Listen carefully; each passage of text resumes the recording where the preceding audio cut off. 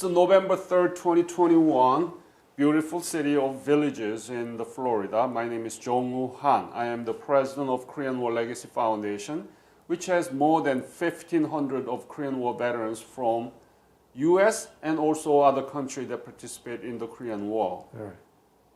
We are doing this to commemorate the special occasion, which is the 70th anniversary of the Korean War breakout in 1950. Supported by the Ministry of Patriots and Veterans Affairs of Republic of Korea. The main goal to do this interview is to preserve your memory because it's been already long time ago, and we want to honor your service by preserving your memory and direct witness. But most importantly, we want to provide this interview to teachers, history teachers in our classroom so that they can use this interview to talk more about the legacy of the Korean War. Right. Otherwise, it's going to be forgotten, and that's why we're making a lot of curricular resources based on the analysis of these interviews. Mm-hmm. And we have more than 1,500. Teachers are working for my foundation. They analyze this interview and take out important part of it, and then we hire the best writers of the teachers, and they write this curriculum book. Right. Okay? So that's why we are doing this. Thank you for coming. It's my great honor and pleasure to meet you, sir. All right. Introduce yourself. What is your name? My name is Avery Creef. Can you spell it? Avery Maurice and Creef. Maurace. Maurice. ICE. Yeah. Maurice. Mm-hmm. All right. What is your birthday? 2432. 32. So you are a young man. Yes. 89. Just 89. Right? Yeah. Where were you born? In Virginia Beach, Virginia. And tell me about your family background when you were growing up. Well, my father was a boatman, and so he was gone a lot. But we traveled with him, going and coming sometimes. I was able, 8, 9, 10 years old, get on the boat and go with him for trips, during the summertime, mm-hmm. when you're out of school like that. And then I worked most all my time, all the way through from 9, 10 years old, right on through high school. I was working on some kind of job. How about your siblings? How many brothers and sisters? I have 2 brothers and 2 sisters. So, okay. And what school did you graduate? High school? At Portlock High School in Chesapeake, Virginia. Portlock? Portlock. L-U-C-K, Portlock High School in Chesapeake. Yeah. Mm-hmm. When did you graduate that school? 1950. On the year of the breakout of Korean War? Yep. Yep. Yeah. All right. Now here, the question comes to you. What did you learn from school about Korea when you were in high school? 0. 0. Yeah. You are proud to say 0. Even our history books, it has, I don't remember anything about Korea in our history books at that time. You didn't learn anything about Korea. You didn't know where Korea was in the map. No, probably not until I got in the Army. Once I got in the Army, I learned then about it real quick. Mm-hmm. Yeah. So what did you do after you graduated from high school? I worked during the summer and then ended up going in the Army. Army? Yeah. Drafted or enlisted? I enlisted, yeah. But you already know that there was a Korean War broke out. Yes, yeah. How did you know about it? Well, newscasts, newspapers, and TV and stuff like that, you learn about it. And at that time, it was hard for us to get a job because draft age. They don't want to hire you because you're going to be drafted. I see. Like that. So a lot of us went on and just joined, because you knew you were going. Yeah, yeah. No matter what, you're going to be in the Army, right? Yeah. So you enlisted Army. Yes. But you knew the Korean War broke out, so you knew that, or you could imagine that you could drag into the Korean War. Right. You thought about it, but a lot of people went to Europe too. So Oh, okay. So you did gamble. Yeah. You wanted to go to Germany? Well, I didn't want. I just wanted to go anywhere. I didn't want to go to a war, like that. But that's so what there happened. was no war in Germany at the time, so you wanted to go to Germany. Well, Europe or that way, or even Hawaii. Sure. Why not? Well, yeah. You think about all those places. When did you enlist in the army? In January of '51. Mm-hmm. And then where did you go to boot camp? At Fort Polk, Louisiana. Fort Polk, P-O-L-K. P-O-L-K. Yeah. In Louisiana. In Louisiana. Huh. How long was it for the boot camp? 12 weeks. What did you learn? A whole lot about walking. Do you have to learn how to walk? Well, we had all that, walking everywhere you went, marching. It was marching, like that. You are a very skillful man, huh? Yeah, right. So we had to march everywhere you went. Even go to eat, you had to march to the mess hall. Oh, yeah, right. Yeah, like that. Okay. And then, you learn how to shoot all kind of weapons, like that. And you also learn the camaraderie of living with people, like in a barracks, 100 people thrown together, all walks of life.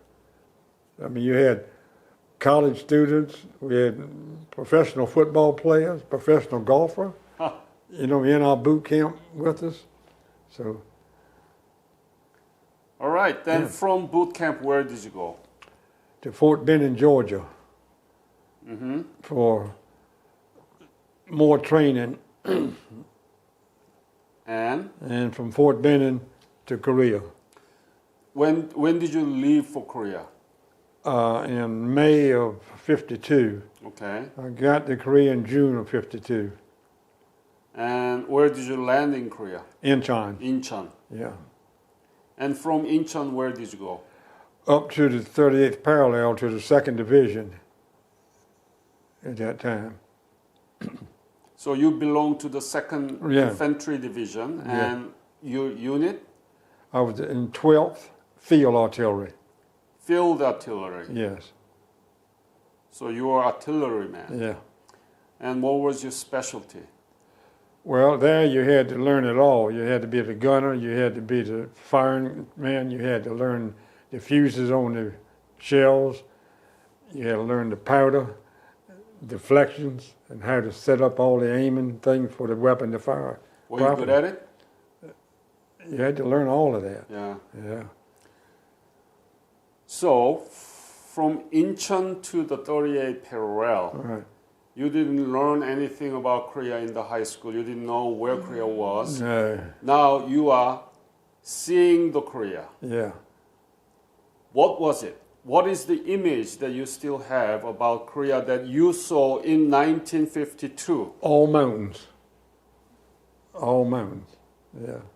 How about Incheon? How was it? Incheon, we came in, had a 30-foot drop in tide, and the ships had to get in and out quick. And we landed right at dark. When we got off the landing craft and on shore, and they had a man there to teach you everything and where you were going, and they separated you and sent us forward at nighttime, like that. When I got to my unit, it was in the middle of the night. What about Incheon City? Was it destroyed mostly? Tell me the detail, because this school children doesn't have any knowledge about Korean city at the time. Yeah. Well, when we saw everything in the city was just like gone, nothing, when we came ashore there like that. And then we saw very little at night, but I did see Seoul on the way back, and that was demolished, nothing there like that. When I was over there, I guess about 10 months, 11 months, I caught malaria. You caught what? Malaria. Malaria? Yes, sir. In Korea? In Korea. That's a very rare disease in Korea. Not only that, I was up on the front lines. They sent me to the aid station. Your fever was so high you didn't know anything going on. Uh-huh. And they put me in this aid station.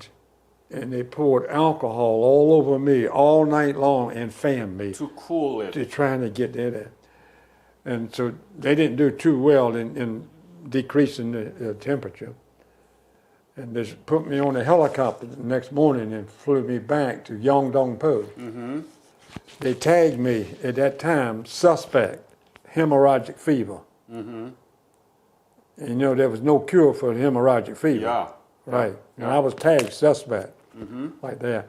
But I got back to the hospital in Yongdongpo, Mm-hmm. and I was there about 3 or 4 days, and they come and told me I had malaria. Mm. And they told us how we got malaria, how we got How? from the clothes. They used, our fatigues, we'd get maybe one clean set a month, Mm-hmm. and they washed the clothes in the creeks. Yeah. And they said the mites would get in this double seam of those fatigues. And that's how the people were catching the fever. But I ended up with malaria from it. I thought the malaria coming from mosquitoes. Right, yeah, I did too. But they said the fever came from those mites, the hemorrhagic fever in that. And I mean, it was, I don't remember seeing any mosquitoes in Korea, to be honest with you. When was it? When did you get that fever? In July. July of Yeah. 52? Yeah. Yeah. So you were able to ride in the helicopter. Yeah, well, I'm not in it. I was outside. It was 2 stretchers on the outside, a bubble. You know, it was a bubble and 2 stretchers like that. I was in one of those. Yeah. So you were cured? You were cured? Yeah, well, not really, no. I still have it in my system, and every year I've had 1 or 2 attacks from it, just about since Still now? Yeah, no, until I moved to Florida. When I moved to Florida, maybe the first 2 years I had an attack of it, and I haven't had it since. Okay, so you left Korea in July of 1952 because of the malaria. No, in 53 I left Korea. What did you do then until 53? I was back on my unit firing, the weapons. Were you able to? Yeah, I mean, my strength got back somewhat. So temporarily cured, right? Yeah. So, wow, you are the only one so far that telling me that you got malaria in Korea. Yeah. But anyway, so tell me about where were you located in 38 Parallel? Do you remember the camp name? On Old Baldy, mostly. Old Baldy. Old Baldy. Yeah. Yeah. Yeah, in Kunmwa Valley. Ah. Kunmwa Valley. I know. And Chowan. Chorwon too? Yeah. So you were there in Iron Triangle. Right. Yeah. Tell me about that battle, because that's one of the most severe battle area, right? Well, it was just constantly, people just constantly firing those weapons 24, 36, 48 hours at a time. Never cease fire. Just constantly going with them. They're firing those 155 houses like that. Who was the enemy, North Koreans or Chinese? Both. Both. Yes. Mm. Yeah. How were they good? They were, but see, they come in such droves. Such what? Droves. When they come, like our division would be here, they would have maybe 3 divisions attack at one time. So that's about 150,000 men, but we got 25 or 30,000 men. That's it. And they would come at you. They'd push us back off of Baldy in 24 hours or 36 hours. It'd take us 2 weeks to get it back. 2 weeks to get it back. Yeah. So you were fighting with enemies to get several inches of the land. Right. Yeah. And once How we got, stupid that was. I beg your pardon? How stupid that was. It was very. People are dying of it, and yeah. they're trying to gain few inches of the land. Right. Yeah. It was something else. I mean, and when you go back, all the dead was there. They had to be hauled off. Like that. Yeah. Were you wounded other than malaria? I didn't get any wounds. So you were lucky. I was lucky. Yeah. Were there any dangerous moment where you might have been killed? Yes, there was a couple of those in there like that. Tell me, when did it happen? How did it happen? I guess it was in March, April of 52. Uh-huh. No, 53. 53. Yeah. Yeah, that's when there was very severe battle, right? Yeah. Yeah. And the mortar rounds was hitting over top of us, like that, and we were still firing at the same time, like that. It was pretty scary at that time, like that. Yeah. And so you were scared? Oh yes, constantly. You never knew. And we had the planes. We got strafed by our own planes. I had our Air Force planes come right in and shooting at us. Of course, we're so close to the line. And they traveling 500 miles an hour. They can get off course a little bit. So you had to put up with that too. Yeah. Yeah. And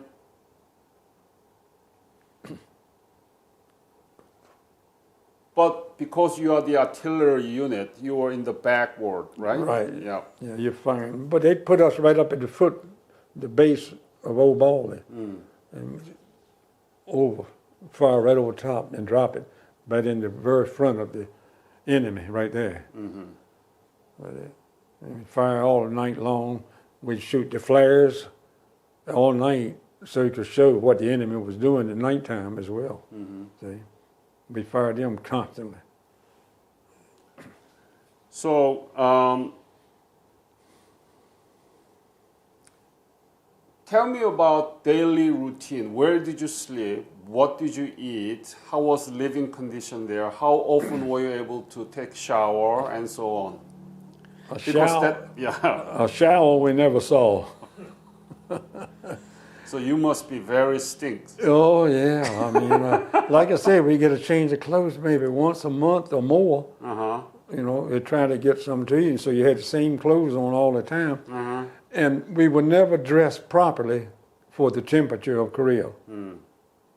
They wasn't prepared for it. And that's why so many people got frostbite.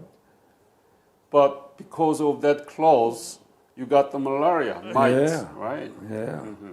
What did you eat? Where did you sleep, actually? Was it in tent or bunker? We could have bunkers, and we could alternate, because our crew of like 8 would be working all the time, and maybe we could release 1 or 2 to go get a quick nap if possible, like that. And that's the way it worked, like that.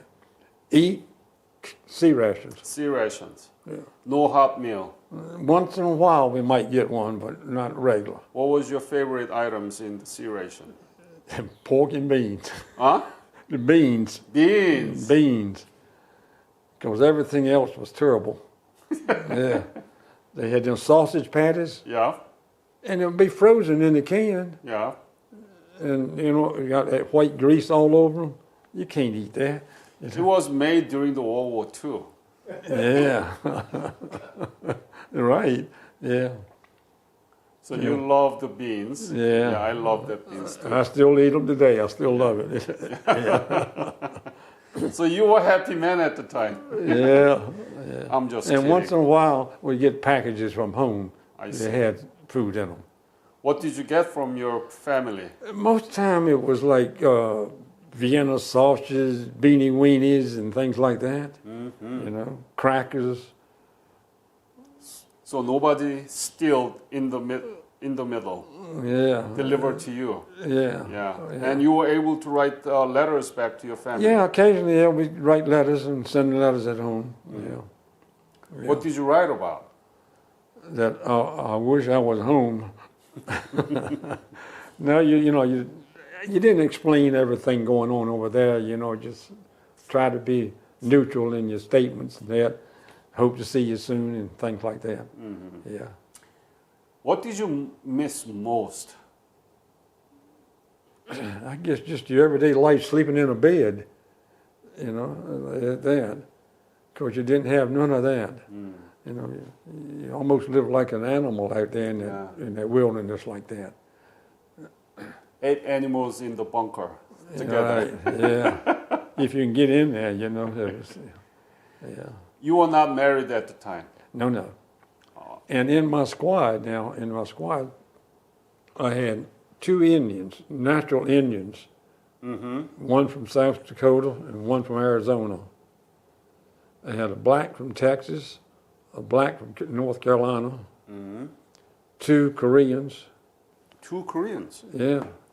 Why were there They Koreans? were signed to us in there. Kim Jawook. I remember the man, boy's name. Oh, really? Kim Jawook. So keep telling to the mic, Yeah. camera that And- how did you find the Korean people? Did you like them? Yeah, oh, they were good like that. And we had 2 Puerto Ricans. That was the other, Yeah. that was our crew. Like that. So it was a lot of mixture, into the crew. Like that. Okay. Yeah. But that's just the way everybody got assigned, you just, because one guy rotates out, somebody else comes in, see, like that, on a rotation basis. And were you able to have some kind of weekend off so that you can go around the city? Have you been to Seoul? No. Not at all. Not at all. Oh. Not at all. When we left Korea, When did you left Korea? when we left, When was it? that's in August of '53. It was like a week or 2 weeks after the war ended. Yep. July 27th, and I was about a week after that. But I'd been ready to rotate anyway because I'd served my time over there. Right.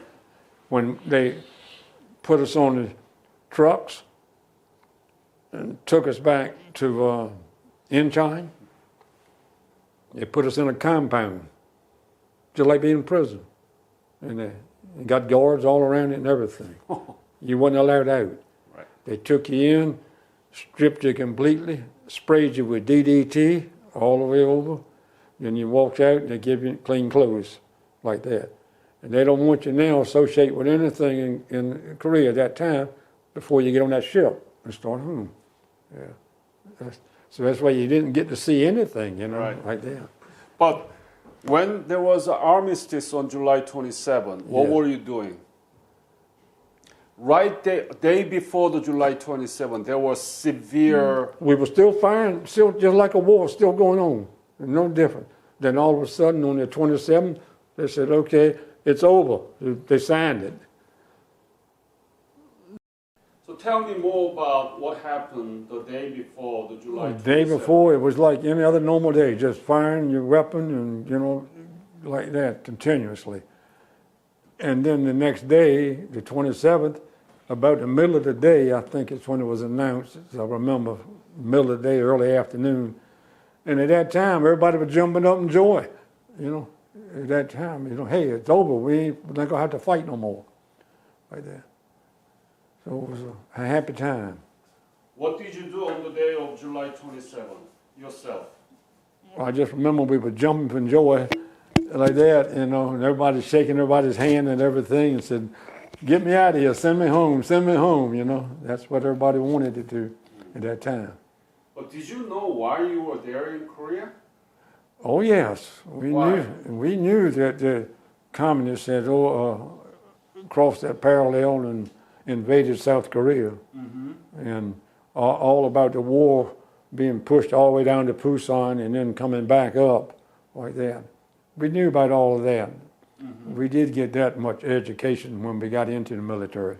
Yep. Yeah. So have you been back to Korea after that? No, sir, I haven't. No. Do you know what happened in Korea after that in terms of economy and democracy? Yeah, I know Korea done come along big time, South Korea. How do you know? You've never been back to that. I've never been back, but you read all the history of it, and like, here they are making cars and everything there, and they're selling many cars in this country as the General Motors and Ford Motor Company. And look at the input that they had from it. Look how much of the pie they've taken. Mm-hmm. And then I've seen a lot of pictures of it, of Seoul and how it's all built up, everything. Mm-hmm. Yeah. What do you think about that transformation? You even though you were not in the city all the time, but still you know what Korea was in 1950. Right. Yeah. Now you know by reading. It's unbelievable. It's really kind of unbelievable. But I did see, when we were in Korea, you did get R&R, and I was sent to Japan for 5 days. Yeah. And we saw how Japan was built up at that time, and that's in 5 years, 6 years, like that. I mean, it was such modern buildings all around there in Tokyo and Yokohama. And we saw that. And then Korea just followed suit, seemed like it did the same thing. Yeah. Yeah. But you have to know that Japan was destroyed Yes. in Hiroshima and Nagasaki in 1945 with a nuclear bomb from That's the United right. States. Yeah. But because Korean War broke out right away in 1950, so that they have a special economic opportunity to Yeah. make everything that ordered by the U.S. Yeah. government to provide the supplies to Yeah. the American soldiers in Right. Korea. So that was the boosting economy, okay? Right. Yeah. I learned from Kim Jawook, the Korean that was in my, that they take the beer cans in Korea and made watch hands. Yeah. From the inside of that can, it was gold looking, Yep. like that, and they made watch hands of it. My goodness. I remember him telling me that. You know. Yeah.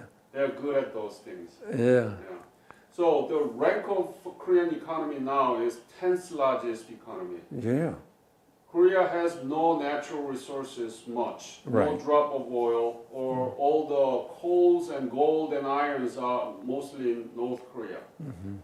Now it became 10th largest economy in the world and 6th or 7th largest trading partner to the United States. Right. Did you imagine that Korea would become like this today No, sir. when you left Korea? No, sir. Why not? It just all you saw was everything was destroyed.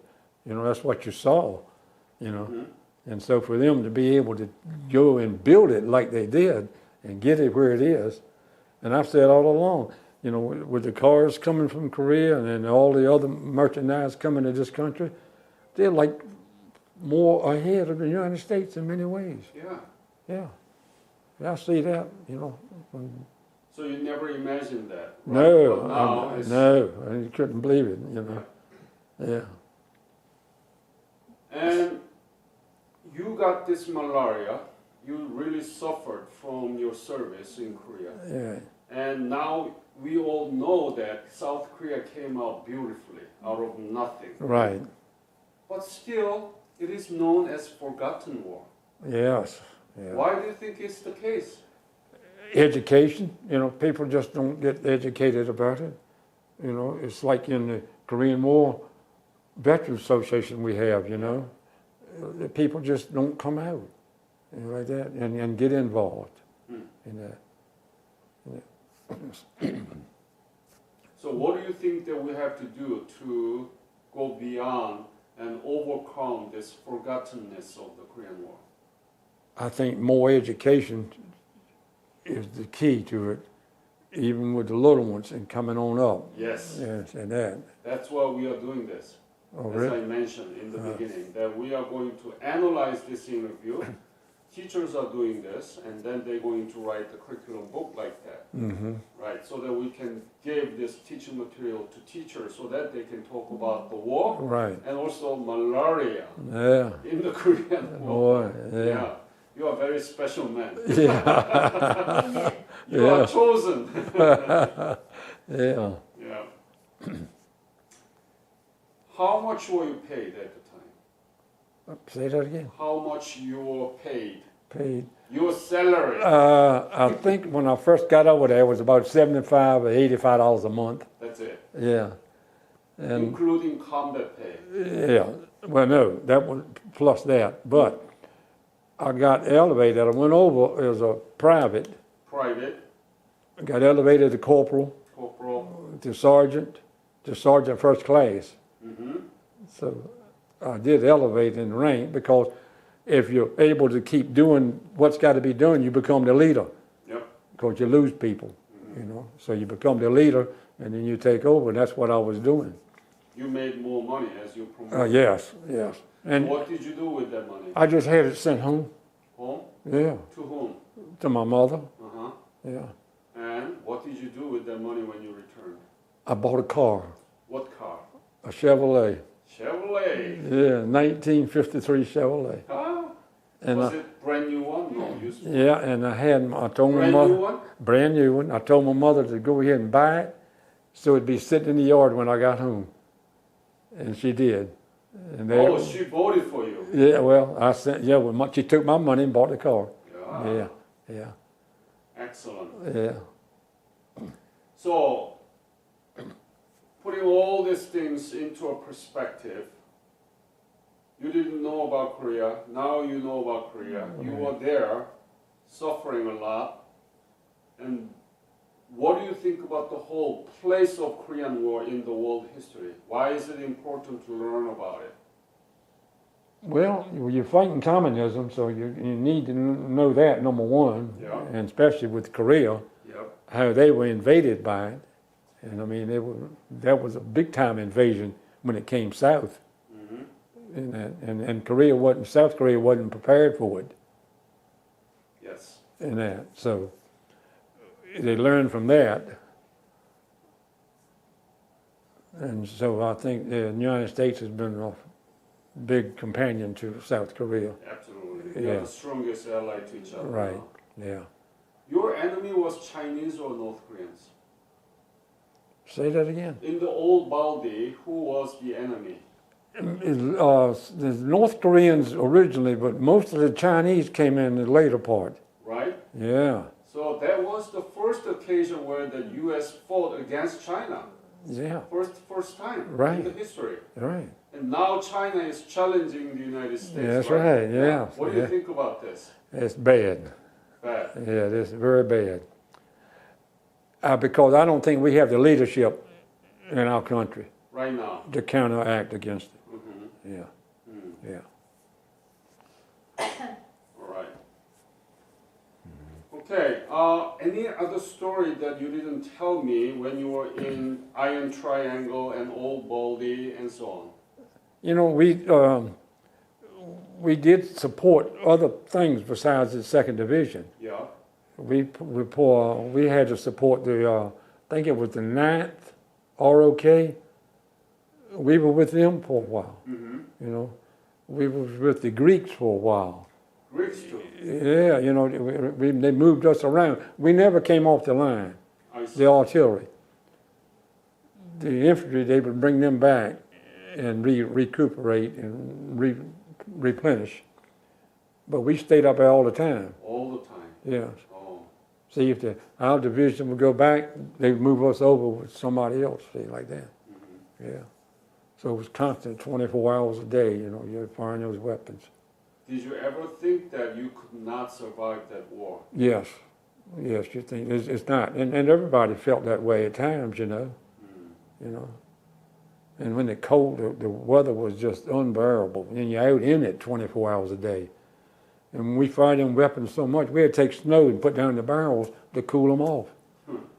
So they wouldn't overheat right there. And you out in it, and you wasn't dressed properly. Right. You know, there. So it made it, the war one thing, and then the weather's the second thing you're fighting. Yeah. That's why so many people got frostbite over there. Did you get the frostbite? I didn't get it. I took care of myself. You know, you had to keep a pair of dry socks. Yes. If you could, keep them down in your pants. That's the only place you had it was dry. Yeah. You know, the rain would come, or you'd be soaking wet from the rain, you know, freeze from the snow, you know. So you was out in that element all the time. You look very healthy. Oh, go ahead. Yeah. What do you want to tell? Go ahead. I was going to say, you know, when every time those weapons fire, you got the back blast. You get a muzzle blast from every round that's fired. And that muzzle blast, it just shakes your whole body up. You have to hold your ears and open your mouth and the chest and your body. I mean, just torture on your body. Yeah. Now, when the weather comes bad, the powder freezes and everything is wet. You put it in that breech, you close the breech up. Now, when that weapon is fired, you got the muzzle blast, then you got a breech blast. So you get a double whammy from them weapons when everything's wet like that. And that's why so many people, my hearing is not the best today because of it. You're still good. Yeah. Yeah, you're still good. Yeah, but Considering that you were there for... Right, You know, and see, we had no earmuffs or nothing, you know, no coverage, no nothing. Oh, boy. Yeah, just your ears wide open. You had to put your fingers in your ear. Yeah. You have a big eye. I mean, big ear. You could catch every noise. Yeah. Yeah. So, what would you say to Korean people in the context of 70th anniversary of the breakout of the Korean War and still divided and still at war technically Right. with North Korea? What Yeah. would you say to the Korean people? Keep doing what they're doing because it seems to be good. Mm-hmm. It seems to be in the right direction for what everything's going on over there. Mm-hmm. The people that's leading that country are doing a great job, I would say. All right. Any other things that you want to leave to this interview? Please. Oh, and I just say, when I squad, it was kind of international like. Yeah. Sometimes you have bickering within. Black can't get along with the Indian can't get along with the Puerto Rican, Yep. and you have that. And the two South Koreans love to sleep. You had to keep them awake. Yeah. But, they did, everybody did what they had to do, under the conditions. Yeah. Excellent. Yeah. Avery, I want to thank you for your sacrifice and fight for Korean people. And that's why Korean people were given opportunities to rebuild their nation. Yeah. And that is really good now. So you must be proud of yourself. And we are going to use this material to teach more about your war, for Korean War, not to be forgotten, but to be remembered and to learn from the history, okay? Yep. All right. All right. Yeah. Thank you so much, sir. Yes, sir. Yep. You're so welcome.